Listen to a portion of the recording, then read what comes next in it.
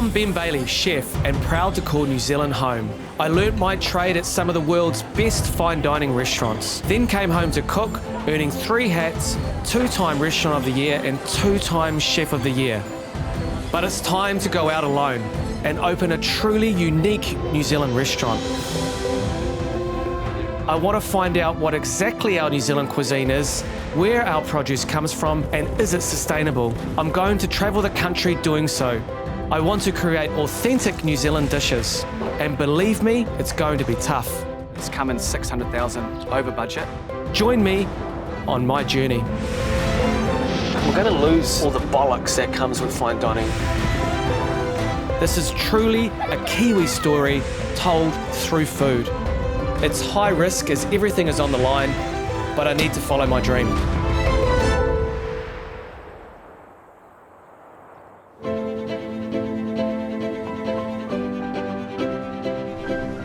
It's been an amazing few weeks, travelling the country, meeting with local suppliers. Wild pork bacon, look at that. That's good. Great to see you.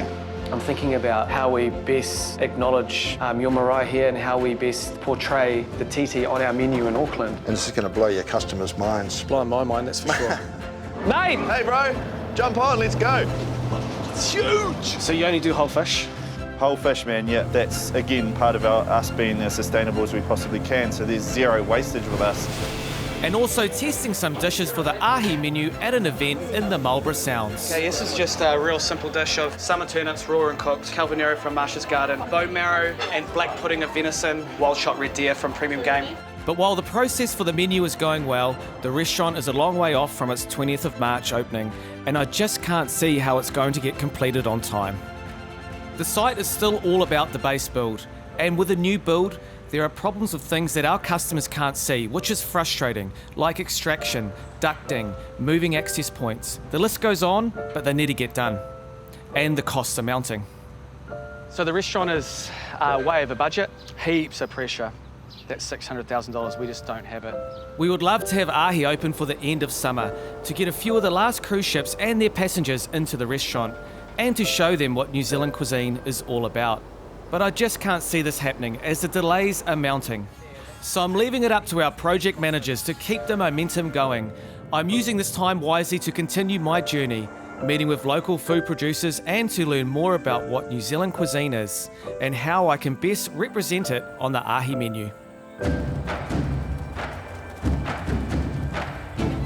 For ahi, I want to serve the best beef New Zealand has to offer, and I want to know exactly where it comes from, right down to the paddock it was reared. If a customer comes in wanting a steak, I want to give them the best steak possible, and that is super important to me. I've been reading about Taupō beef and how it's sustainably growing its cattle, and more importantly, giving the best practices regarding looking after Lake Taupō.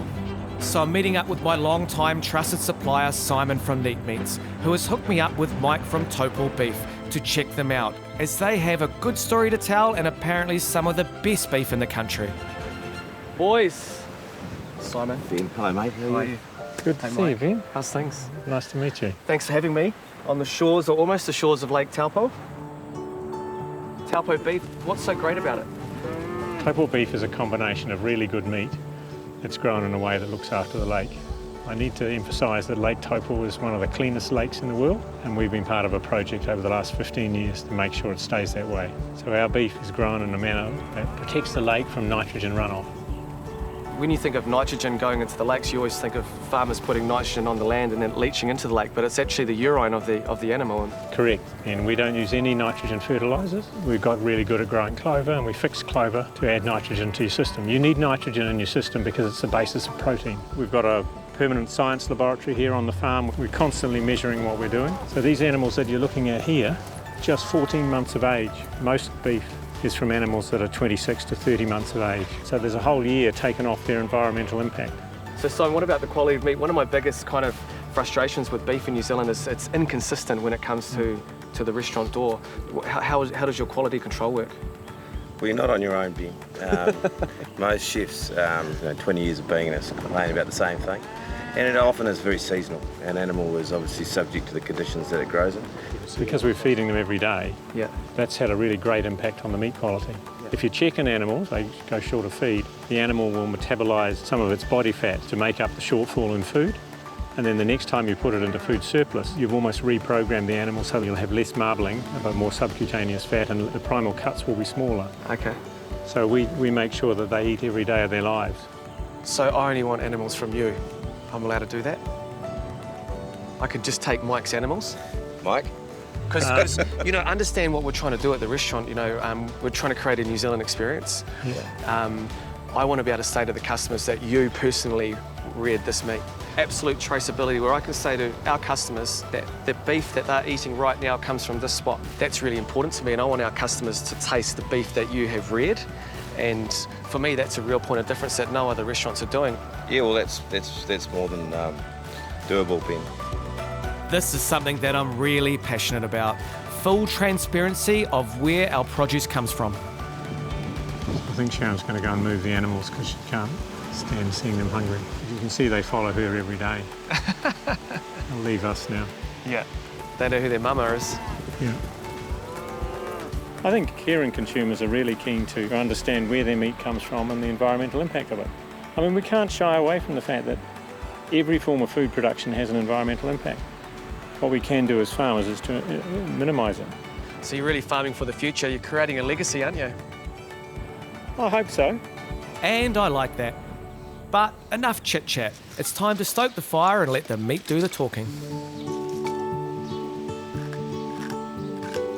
Okay, we've got the Taupō beef, Simon. Do you want to talk us through the cuts? Yeah, Ben, so we've got the sirloin here, the ribeye, the eye fillet, we've got the hanger, so a bit of internal meat, and then the bistro fillet, that lovely bit of tender meat on the bottom of the rump, all off the same animal. Whenever we get new cuts or suppliers at the restaurant, we do a control. We just season and cook it on the grill. It's the best way to know what you're dealing with, and I'm super excited to try. Oh, the eye fillet's nearly ready. Jeez, I think I've overcooked it. Right, well, we'll just wait a couple minutes for that to rest. What's the wood here? Is that, Simon said that was totara, is that? Yeah. Can you not cut those up? It's real sacrilege, because we make platters out of that. Yeah, it was a post. I know it was, but that's what I'm saying, Can you make knives and forks out of it? I cut it out. I cut it up so that I was going to give it to that length, and I'll give it to an old guy that makes spatulas. Oh, great. What's his And name? spoons. I don't know. I just see him in the Taupo market. I wouldn't know what his name was. I just said I'd drop some wood off for him. That's Tom Muir. That's who I just visited yesterday. Oh, is it? Yeah. That's the guy, the wood guy I was telling you about. Ah, there you go. Well, that's good. Thank God it's going somewhere great. Isn't that random? Okay, should we try the Scotch first? Because it's the thinnest. Well, this is the acid moment, isn't it? I test my beef. Come on, Shaz, get in here. Holy, that's good. That barbettes better than eye fillet, isn't it? I think so. And this is the bistro fillet, so this sits underneath it, and it's a more tender muscle within the rump group. I'm a firm believer in eating rump, but you see in the supermarkets they do this big kind of cross section of a rump, Yeah. and you Yes. cut through like three or four. Three muscle groups. You've got to get the aging right, and also, as you say, when you cut through it, you're cutting through the grains cross each other, and if you cut the muscle the wrong way, there's a difference between having a nice steak and a tough steak. It's too chewy at the moment, and it's not maybe the fault of the meat, it's probably the fault of the intense cookery of it. So I think that probably would lend itself to a bit more of a low and slow temperature cooking, like a sous vide bath, water bath or something like that, and then a quick little sear at the end to get the caramelisation.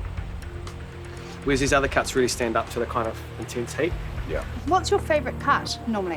When we talk about the control and having like a par level for the animal, it's always the Scotch fillet for me, because I can see the marble score straight away. So that's kind of the cut of meat I go to find out whether the animal's really good or not. And I think it's really unsustainable for restaurants to gravitate towards eye fillets, but then it's also hard to teach a customer not to eat eye fillet, because every time they all want it. So Yeah, perception. And that's something I'm passionate about, teaching our customers to try new cuts of beef in the restaurant. Taupō beef is a great story and an important one for New Zealand farming. Next on my hit list of suppliers to visit is something dear to my heart and the backbone of a good restaurant kitchen.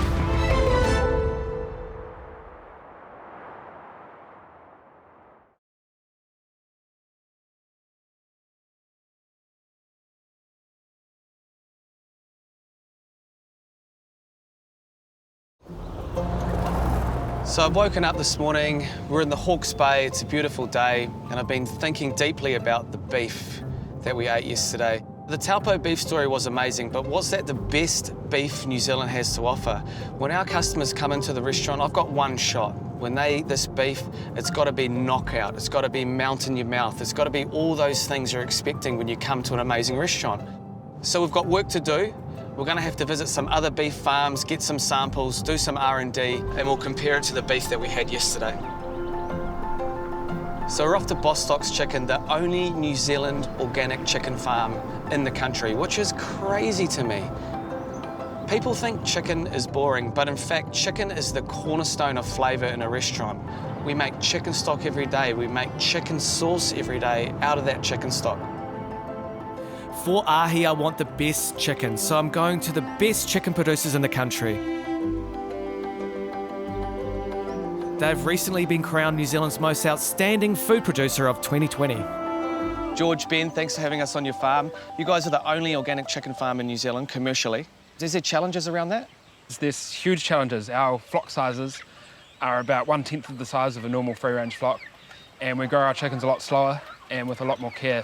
It's probably quite mad that we've got into doing organic chickens because the scale is so much smaller than a normal free-range farm. That's why the cost is so much higher, and it's probably a bit crazy that we've gone into it, really. The crazy thing is that the cost is not actually that much more when you purchase it at the supermarket. So you've managed to keep that price point quite low. Yeah, I think we're probably doing it quite hard, trying to do the best job that we can. Quite a small scale, so quite a battle with keeping the costs down.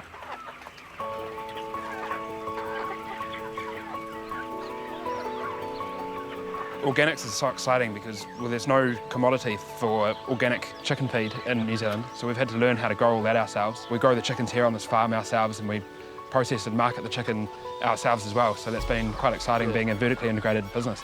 Unfortunately, there was no other toll chicken processor in Hawke's Bay, so building our own abattoirs was the only answer. So we built one about 3 years ago, and that's where all our processing is done, and then we dispatch everything direct to the customer from there. This is the cob chicken. The cob chicken. So this is a meat-rearing chicken? This is a meat-rearing breed, yeah. Bostock's chicken are grown in the 25-year-old organic apple orchard, and they roam freely throughout the trees. Each shed has a hectare of apple orchard to run around and forage in. Ben and George have a different philosophy and best practices when it comes to processing their birds.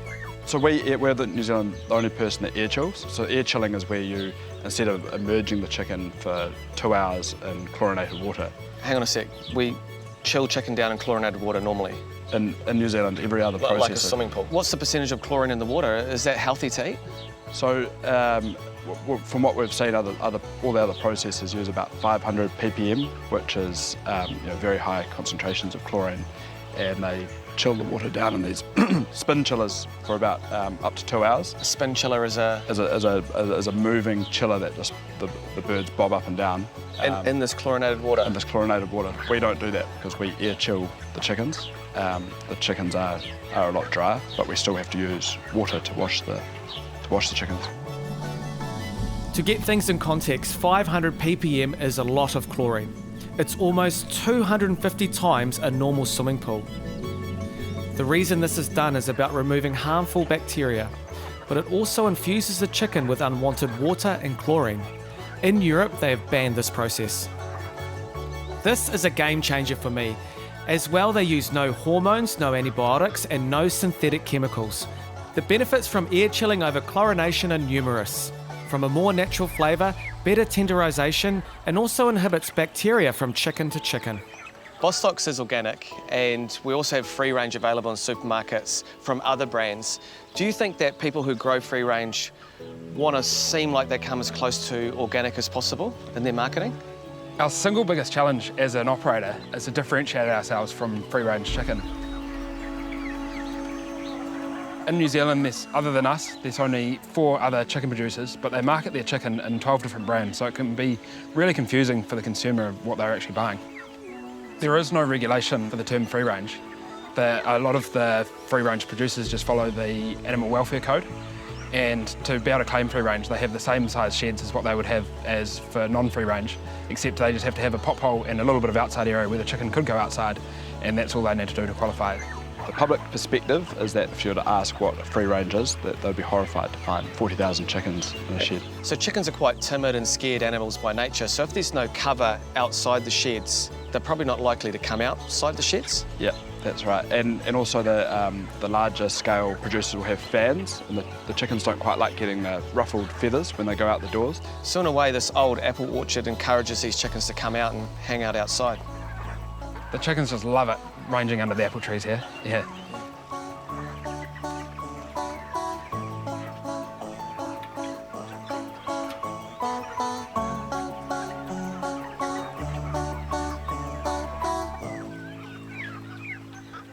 I can't wait to try some of the Bostock's purely organic chicken. But coming up, there are more problems with the restaurant build. Again, it's the little things, and it's relentless. Without the engine room, we can't have the kitchen. What's the effect for Ben? What does he need to know if we're squashing him down into that much?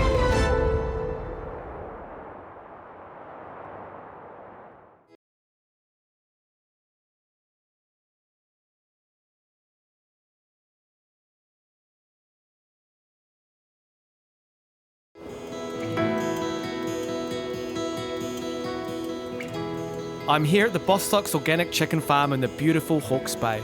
Their farm is amazing and the chickens forage freely in 25-year-old apple trees. But now comes the moment of truth, as the boys have prepared some chicken for lunch, and will it live up to its expectations? Oh, I don't know if I can sit here and not eat it. No, you're gonna have to eat it. Okay guys, this is a chicken thigh. Skin on, bone in. Yeah. Just the way I like to eat my chicken legs.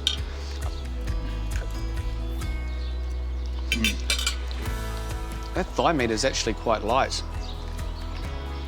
Do you find in general your thigh meat is quite darker than other chickens? We do grow the chickens a lot slower, and we feed them much lower protein feed. A lot of people come back and say that. But then the other thing is it's not all chickens are growing the same. So, you know, one that might have been out in a season when there's lots of clover or they're picking a lot of the grass, you know, out there and he's a real ranger. He'd be different to one that was a bit lazier and kind of sat at the feed bowl. So these birds, they walk around, they forage, they scratch around the orchard. So they've worked harder, right? So that's why there's more texture to the meat? Absolutely. The chickens have spent a lot more time foraging, they've spent a lot more energy running around, and this causes the chicken to eat a lot more feed, and it's a lot more inefficient way of farming chickens, but it's a lot better for the animal welfare. So when you cook one of our chicken breasts, for instance, you will notice a lot less water loss during cooking. That helps the texture of the meat as well. Yeah, so we get a lot of feedback from people. They email in or on social media and they say this is exactly what chicken used to taste like when they were young. And these are typically older people that have, it's probably in the 60s and 70s. But as you say, nowadays the new generations probably don't know what the good old chook used to taste like. So it's good that we can bring that back. Ben and George are doing something amazing for the chicken industry, but produce less than 0.5% of chicken in New Zealand. Purely organic, and it's the only chicken I'll ever serve in ahi. George, Ben, thanks so much for having us. I've learnt so much, it's inspiring. Everyone should be buying your chicken in New Zealand, not just restaurants, so it's been super cool. Nice to meet you both. Thank you so much. Thanks a lot. Yeah, Ben, good to meet you.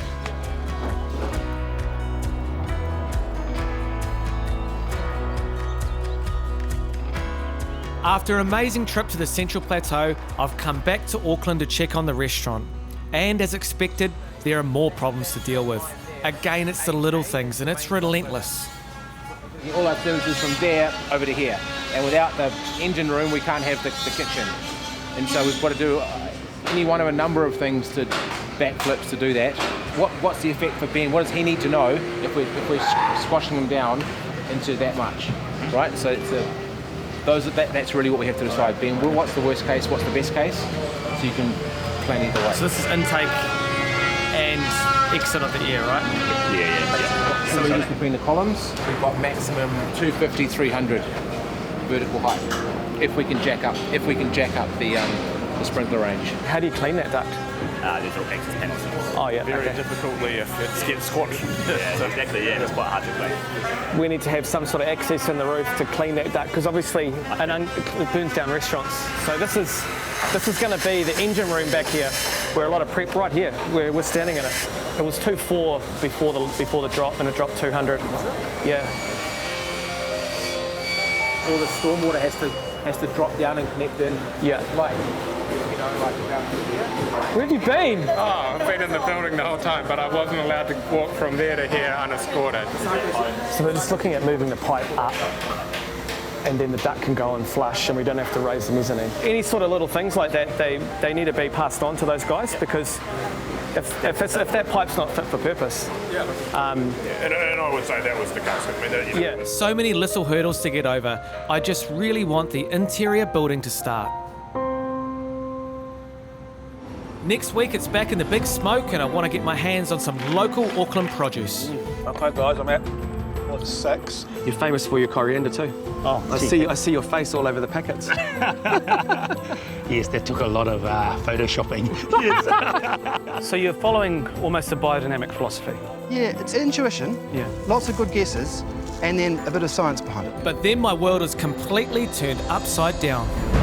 Good afternoon. We are breaking into normal programming. We are in uncharted territory. If community transmission takes off in New Zealand, the number of cases will double every 5 days. Our health system will be inundated, and tens of thousands of New Zealanders will die. There have been 83 new cases of the coronavirus in New Zealand. Effective immediately, we will move to alert level 3 nationwide. After 48 hours, we will move to level 4. Non-essential businesses in New Zealand must now close. We're opening a restaurant in a really time. How am I supposed to think about a menu when, I'm trying to think about how to keep my children safe?